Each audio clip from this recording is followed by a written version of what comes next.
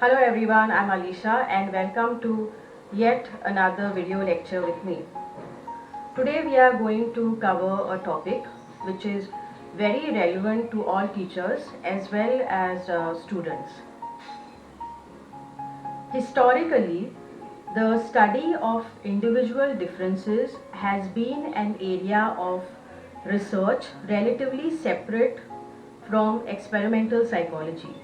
While experimental psychology has focused on the processes that determine performance in specific experimental situations, the field of individual differences has studied the stable differences among people, particularly those that generalize across different situations. The behavioral differences that have received the most attention in this regard have been personality traits and cognitive abilities. We know that no two persons are alike. All the individuals differ from each other in many respects. Children born of the same parents and even twins are not alike. Individual differences stand for the variation or deviations among individuals in regard to a single characteristic or a number of characteristics. This change is seen in physical forms like that of in height, weight, color and complexion, strength difference, difference in intelligence, achievement, interest and attitude, aptitudes, learning habits, motor abilities, skills, etc. Each man has an intellectual capacity through which he gains experience and learning. Individual differences stand for those differences which in their totality distinguish one individual from another individual. Broadly, individual differences may be classified into two main categories such as inherited traits and acquired traits. Physical, mental and temperamental differences are inherited, while social, cultural, educational and emotional differences are acquired differences. Also, differences can be classified as physical differences and psychological differences. There are more types of individual differences as well. For example, firstly we have the inter and intra differences. Now, differences in relative proficiency from individual to individual is referred to as inter-individual differences. Intra-individual differences are differences within the same individual, like differences in traits or capacity. For example, a person may be good at studies and securing above average marks, yet he may be better in one subject than the other.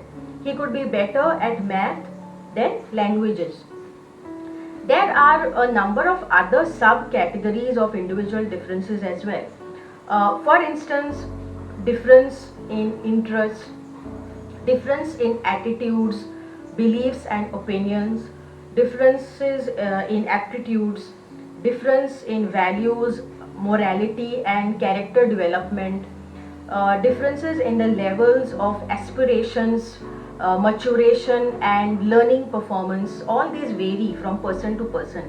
We also have differences in self-concept, differences in study habits and learning styles, differences in achievements, differences observed in psychomotor skills and abilities, and development with regard to overall development of a person's personality.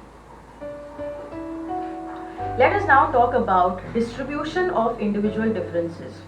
It is evident that we all differ from each other, but at this point one may want to know as to how much do we differ from each other and how are those differences distributed over a large number of population. With regards to individual differences, it is a fact that most things in nature follow the pattern of a normal curve. Weight, height, intelligence and other similar attributes of personality are distributed in our population in a normal way. So statistically, it is called a normal distribution curve. The curve is symmetrical on both sides of the mean and is also called a bell curve because the density looks like a bell. It is in the shape of a bell. Let us discuss what this normal distribution means. For this, let us take a simple practical example or simple instances from our day-to-day life. We find that most of us are quite average in terms of the possession of the attributes of our personality. As a result, you will find that majority of us possess average weight, height, wealth, beauty and intelligence, etc. There are very few who are too fat or too thin. Similarly, we find very few people who are extremely beautiful in terms of external appearances. This is equally applicable to the distribution of intelligence. Most of us have normal, as in average intelligence with IQ ranging between 90 and 100. Persons having IQs more than 140 or 150 or less than 60 or 40 is rare. So finding geniuses or the right opposite of genius or people who are mentally retarded is rare. The best example that I can think of right now is a classroom of pupils and their grades. In a typical classroom, most students perform around the average. They are average, a little below or a little above average. However, it is the few that are outstanding and get extraordinary marks. They excel in terms of academics. And it is also a fact that we have a tad that perform very poorly in terms of marks. So if you look at this normal distribution curve and try to understand it, we can say that 68% of students are either getting marks equal to the mean average value or lying quite near to this value. So these students can be declared as normal or average upon the curve as they possess normal or average academic achievement abilities. The curve shows that there are 28% of students who have got more marks than the average. In other words, they are either above average or below average scorers in terms of their academic achievements. The rest of the 4% is either the genius category or the exact opposite of it. So either they are superlative or borderline. As causes of individual differences, I would like to discuss heredity and environment. Heredity and environment are both recognized as factors influencing individual differences to the maximum.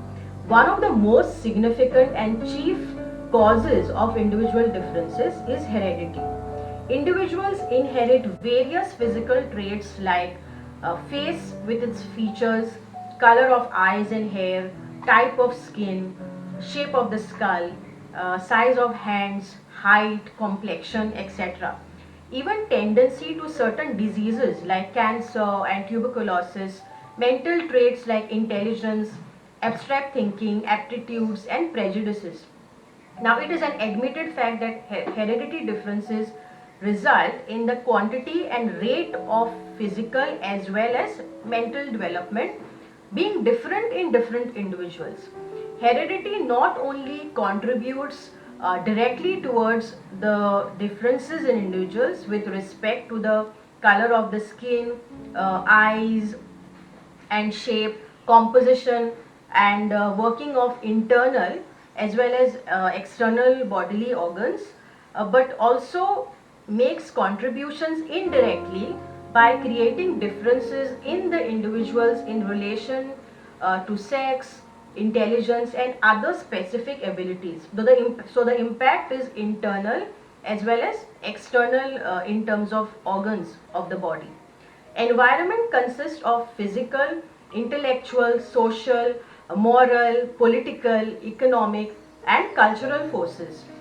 All these forces cause individual differences. Environment significantly influences individual differences. Changes in child's environment are reflected in the changes in his personality. Personality is the outcome of mutual interaction between heredity and environment. Now let us come to the most important part of this topic, and that is the role of teachers and schools in meeting the individual differences among students. So we are going to discuss some effective pedagogical measures that can be taken. Now, since we know that learners are different, we should also know that all students would not learn in the same manner. Hence, teachers and schools at large can incorporate a few measures to make the teaching learning task more fulfilling. I am going to discuss a few measures, and the first one, or rather my favorite, is integrated teaching. Integrated teaching refers to a way of connecting skills and knowledge from multiple sources and experiences, or applying skills and practice in various settings. It simply means bridging or bringing a connection between academic knowledge and practicals. Integration in education can be defined as coordination of different learning activities to ensure the harmonious functioning of educational process. For example, we can take a common topic and try to teach it in various angles. We can even take a topic and try to teach it in different subjects. If we consider a topic like pollution, it can be taught in an historical perspective by comparing the earth 50 years back and now. It can be understood and taught scientifically by getting into the scientific details like causes, types, and preventive measures of pollution. It can be understood mathematically by drawing statistics, and it can also be integrated in a language class like that of English, Hindi, or German, by making students write an essay or a short poem on the same topic. It is obvious that the students will be able to connect with the topic and learn the concept of pollution at some level or the other. The next measure is differentiated teaching, or differentiated instruction also, as we call it. Students have different attention spans, educational backgrounds, language abilities and needs. We also have different learning styles. So we can help students by adjusting the curriculum and methods of teaching according to their respective needs. We can use variety methods to teach. One way to do this is ability grouping. In ability grouping, the students in a class or area of activity can be divided into homogeneous groups. We can use within class or between class grouping style. Within class grouping refers to a teacher's practice of forming groups of students of similar ability within an individual class.